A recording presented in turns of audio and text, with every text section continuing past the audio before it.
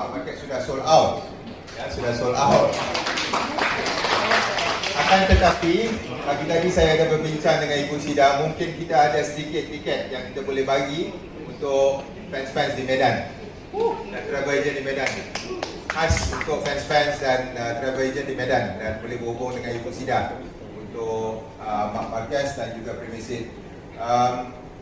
Kami masih ada lagi Main Grandstand, K1, High Grandstand dan Premier Roving, dan harga serendah RM479,000 untuk tiket kemasukan pada hari Jumaat, Sabtu dan juga Ahad. 3 days, one ticket, one price. Ya.